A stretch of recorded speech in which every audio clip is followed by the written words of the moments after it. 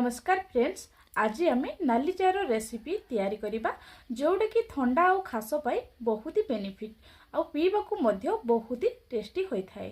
तो चलतु डेरी न करी वीडियो को स्टार्ट करिबा।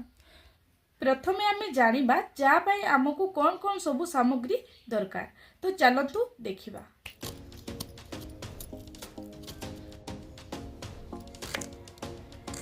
चा तैयारी करबा पई एठी मु किछि लवंग नेइछि, गोलमरिच नेइछि, दालचीनी नेइछि आउ किछि अदा नेइछि। प्रथमे आमे अदा को छेचि देबा। अदा को भलो भाबरे छेचिला परे याकू आमे काढी नेबा। तापरे लवंग, गोलमरिच, दालचीनी को छेचि नेबा। टिके दरदरिया भाबरे छेचि नेबा जहा द्वारा कि चा रे पडिला माने तार फ्लेवरटा बहुत ही टेस्टी होय थाए। सेति पई याकू आमे दरदरिया भाबरे छेचि नेबा।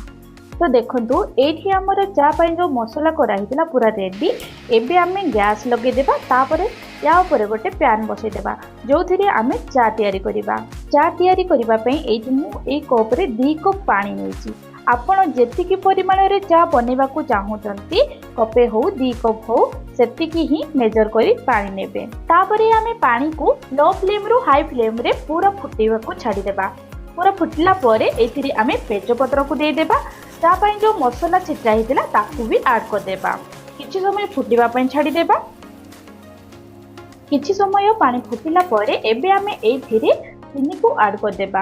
आपण माने जेतिकी मीठा खाइबा को चाहंती सेतिकी ही मीठा करिवे। तो एठी मु 2 रु 3 चम्मच चीनी पकई दउची। तापरे एथिरे आमे स्वाद अनुसार लूण को पकई देबा। तापरे किछि समय पुणी थरे फुटिबा को छाडी देबा। किछि समय फुटिला परे एबे आमे एथिरे चा पत्ती को ऐड कर देबा।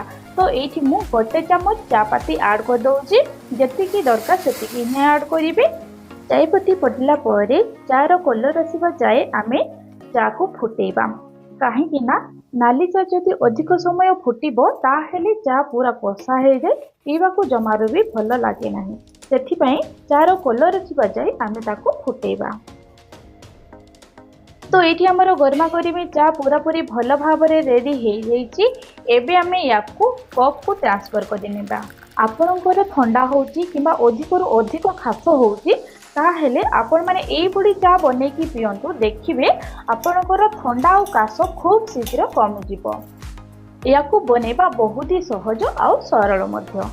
वीडियो जदि भल लागिते लाइक शेयर सब्सक्राइब कर देबे। धन्यवाद।